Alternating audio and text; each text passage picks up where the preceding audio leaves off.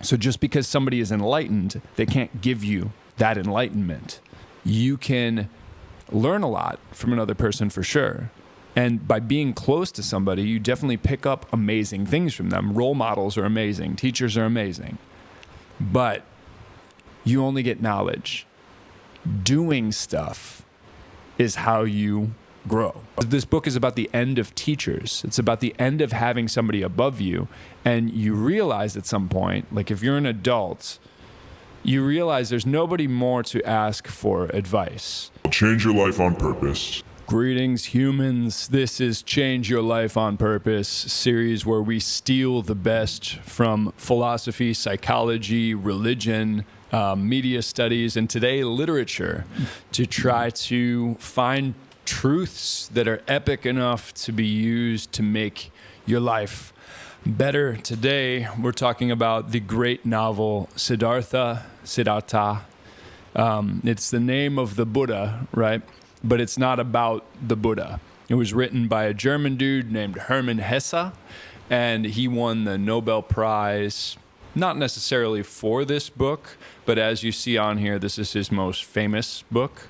And it's on all of these lists of like 100 books you should read before you die because they'll change your life and everything. And since it always ends up on lists like this, I thought it would be really good to go over it for this class. Now, I am going to spoil about the first 30 pages of it, right? So these chapters that are going to come up, it's a very short book, right? So the last chapter starts on page 103. It's only like 120 pages. I've given it to a friend, so I don't have it to shake at you right now.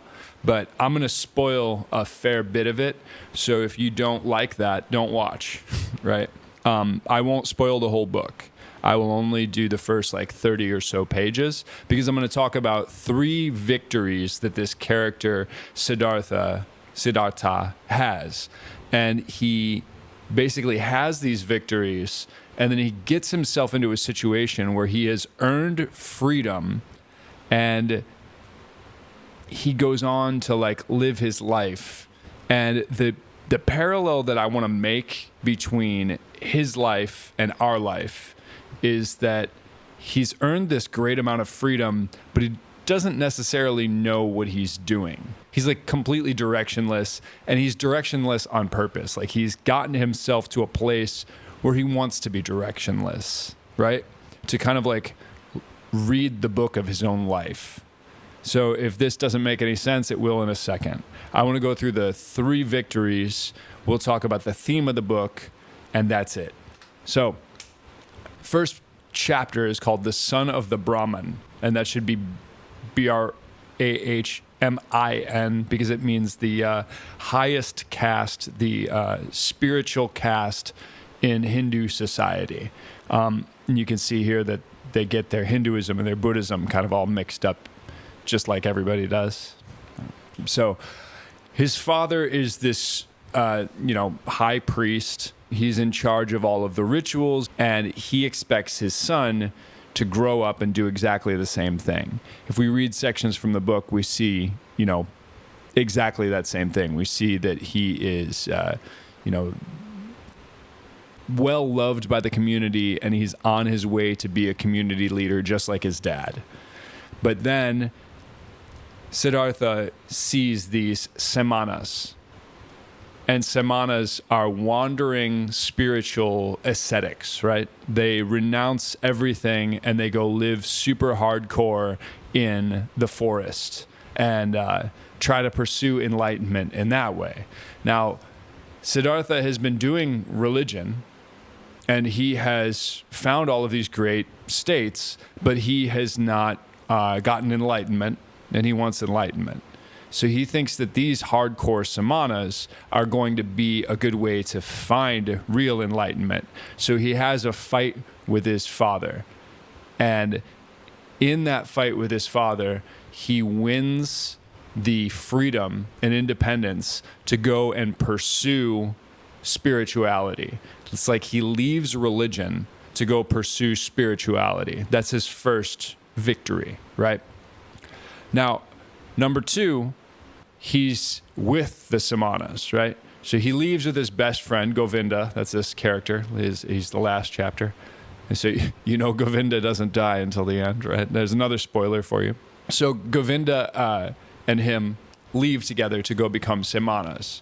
And they go and they live in the forest, and they do all kinds of super hardcore things. They don't eat very much. They're like super skinny, and they meditate for hours and hours and hours and just let storming rains fall all over them. And in that process, Siddhartha describes all of these beautiful states of meditation that he gets into by following the path of suffering, right? He's going and willingly accepting suffering in order to try to find spiritual awakening. And as you know, if you've ever been through very serious suffering, like turning the knob on suffering all the way up, can show you really, really amazing spiritual truths. The trouble is they go away, right? They don't last forever. And enlightenment, the way most people define it, is more of a permanent sense. You're trying to find enlightenment that stays. You either find these little moments of enlightenment and then you try to integrate them all so that they will, weave into a tapestry of these constant sort of like spiritual peak experiences. Or you snap into some state where you're beyond human suffering and then you just stay there, right? So enlightenment, nibbana, nirvana, is supposed to be permanent. And one of the problems that the character Siddhartha and also the real Buddha, this is kind of a parallel to the story of the real Buddha, they found an impermanence in the amazing states that they were finding by being super hardcore in their spiritual quest, right? So the Buddha, of course, had a life of pleasure when he was young, and he goes to the super hardcore path, and then he realizes that the middle path is the way to go, right? This character is a different situation. He grows up religious with his family, and then he goes even more hardcore with his spirituality. And then at some point, he's realizing that this isn't necessarily going to lead him anywhere. And him and Govinda hear about the real Buddha. So this is in the time of the Buddha. It's a fictional story, right? But it's in the time of the Buddha. The real Buddha is walking around teaching, and he's nearby. And they're like, man, this is like the greatest teacher in all of history. Chill out, Christians. This is before Jesus. And a couple centuries before Jesus. And they say, all right, we gotta find the real Buddha. Let's go do this. But they have to ask permission from the main samana. So again, Siddhartha goes to war with this guy, and he says, hey, we want to leave. I want to ask you permission to leave to go and meet the real Buddha. And he doesn't want to let him go, but again, Siddhartha uses this kind of like superpower to win this battle against this spiritual leader and gain the freedom of himself and his friend Govinda to leave and go find the actual Buddha. So boom, boom, boom. That's two victories, right? One, he wins the right to go leave religion and pursue spirituality. Then he's in this super hardcore time, and he says, I'm leaving you guys too because I have to go find the real Buddha. So he goes to find the real actual Buddha. His name's Siddhartha, but he's not the real Buddha. He's a fictional character, right? And he goes and they find the real Buddha, and they go to this gathering where he's going to be teaching. And the Buddha, he doesn't look like a statue. He's just walking around like a normal person. I personally think one of the coolest things about the Buddha that he was supposed to be a human being, not a god, right? So they're looking around at all these humans, and they see him, and they say, they're saying like, because they're both spiritual people, and they're like, can you tell which one he is?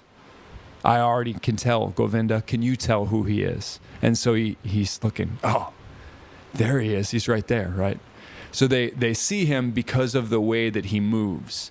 It's not that he's wearing sweet clothes or anything like that, or he looks a certain way. It's because of the way he moves, the intentions with which he moves. They can see his aura, his energy, right? And they know that's the Buddha, that's the real one. So the two best friends take these two different paths. Siddhartha is forever a rebel, right? Govinda shaves his head, puts on the robe, and gets a begging bowl and follows the Buddha. He becomes a Buddhist. He becomes a monk, a follower of the Buddha. Siddhartha, however, gets into an argument with the Buddha, and he says, hey, your life set you up perfectly to find enlightenment in your way, right? You're young and you live this life of constant pleasure. This is the myth of the Buddha, right? He's young and he lives this life of constant pleasure until he has the four sights. He sees a sick man, an old man, a dead man, and then he sees a samana, a wandering ascetic, and he goes and he leaves. He doesn't get permission from his family. He just leaves and goes into the way, the hardcore way, right? And then he sees in the hardcore way, this is not producing enlightenment. This is not getting me to where I wanted to go. And he finds instead the middle path. Don't go too much into the pleasure. Don't go too much into the suffering. Stay in the middle and don't use either one of these things to try to find your spiritual awakening. You have to find it another way, right? Through, anapanasati. We'll talk about that at a different time. He, instead of following the Buddha, he argues with him and he says, your life set you up to get what you're going to get. And you got enlightenment through your way. And Siddhartha says, I am not going to be able to do that. I have to read the book of my own life. I have to find this the way that I'm going to find this, right? And the Buddha's like, yeah, man, do what you want to do. And Buddhism is basically like this, right? It's not a super evangelical religion. And so it's actually quite correct that the Buddha would be like, yeah, man, good luck, right?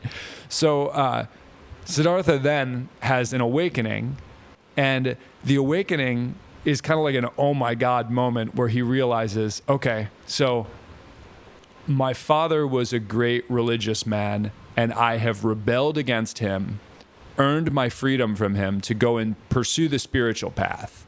I found the most hardcore spiritual people in the entire world, Indian forest-dwelling ascetics, and I learned their ways for years. I found all these great ways of becoming spiritually powerful.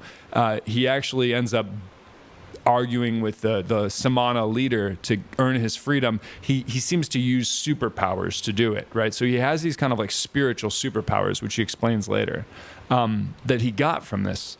And then he finds the greatest teacher in all of history at this point, and he says, I'm not going to follow you. I'm going to follow myself. I'm going to follow my own way, right? And then the awakening chapter is basically like a short moment where he's like, oh, man, I have nobody above me. There is no one above me. This book is about the end of teachers. It's about the end of having somebody above you. And you realize at some point, like if you're an adult, you realize there's nobody more to ask for advice. Because just like Socrates found out when he was told, no one is wiser than Socrates. It's basically not that Socrates is the wisest person in the world. It's that like no one is wiser than anybody else. We're all foolish mortals with limited grasp of reality. And asking somebody else to lead you in your life is kind of fruitless.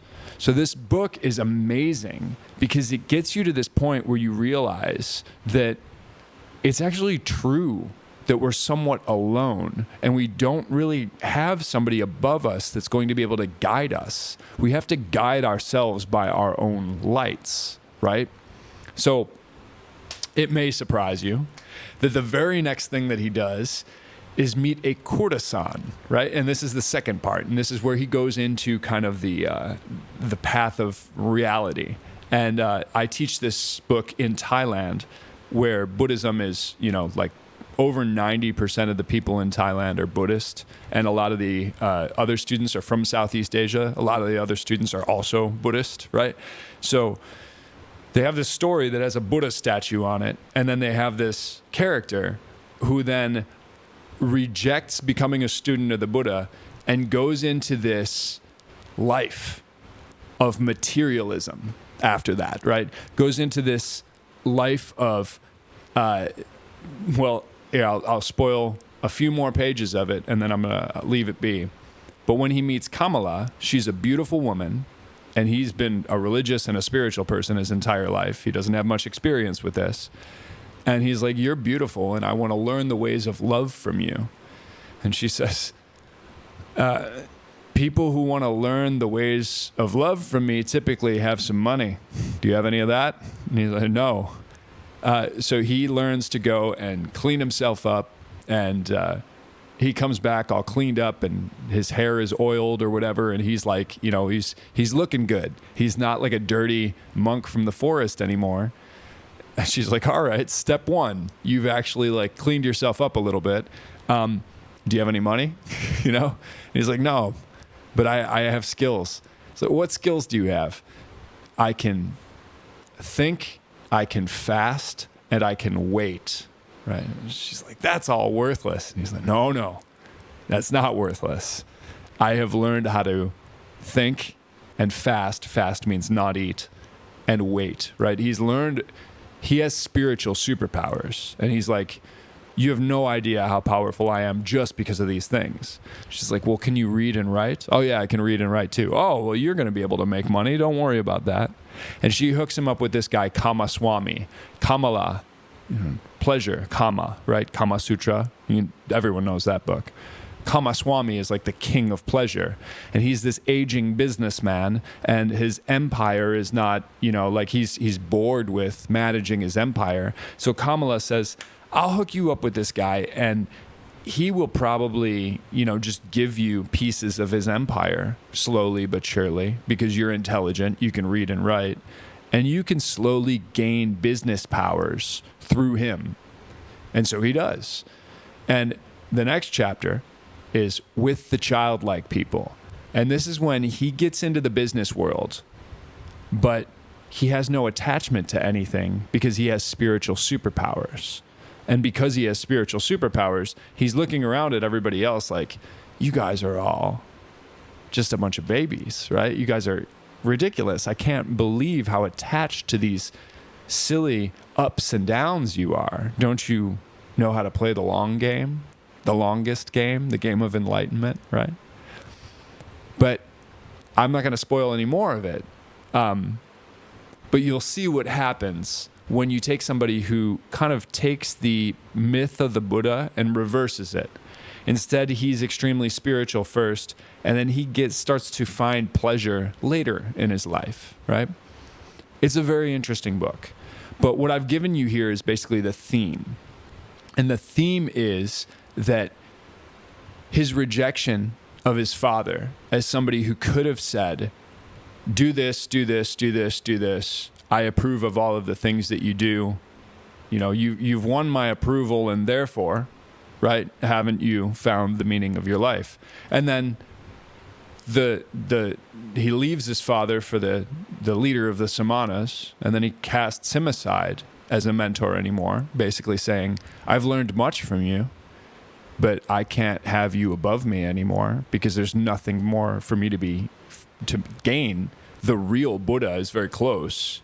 You're a cool spiritual teacher and everything, but like, I don't have more to learn from you, so I need to go, right? Number 3, he meets the Buddha, representing, I think, the greatest of possible teachers, right? Learning directly from the Buddha. The stories of people getting enlightened, that people would talk to the Buddha for a few hours and then end up enlightened, right? That's what would have happened. Siddhartha should have been that, right? But instead he says, no, I'm going to go learn from the book of my own life. Why, right? Why? Well, the reason would be to show normal people that there really is no path to wisdom other than living your life. And this is the theme. This is a quote from him. Knowledge can be communicated, but not wisdom. One can find it, live it, be fortified by it, do wonders through it, but one cannot communicate and teach it. You cannot teach wisdom. So just because somebody is enlightened, they can't give you that enlightenment, right? And you can learn a lot from another person for sure. And by being close to somebody, you definitely pick up amazing things from them. Role models are amazing. Teachers are amazing. But you only get knowledge. Doing stuff is how you grow, right? And I think that this is kind of self-evident. This is obvious, right? So we don't do this book in my class, but I have a class called Change Your Life on Purpose. The way it basically works is we read a bunch of these books about changing your life. I have 12 weeks of theory sections. You basically take it like a university class where there's lectures, there's readings. You read them or you don't read them. You're fine to not read them. Read Siddhartha instead, right? Reading is really good. Reading these kinds of books about behavioral psychology and everything, it's all right, but you just read something else. Read Hemingway. Read Cormac McCarthy. Read something that makes you happy. Reading is good. In the process, yeah, we learn a bunch of theory, but like I just said, theory doesn't save you. It's practice that saves you. It's actually doing things in your life that makes your life better. So the practice section is going to be comments where we are writing every week about the stuff that we're doing to try to change our life positively, right? It's called Change Your Life on Purpose. We change our life on accident all the time. External factors come and change our lives all the time. It's good to learn how to actually change your life on purpose. So that's the course. Link in the description. Hit it up. Peace.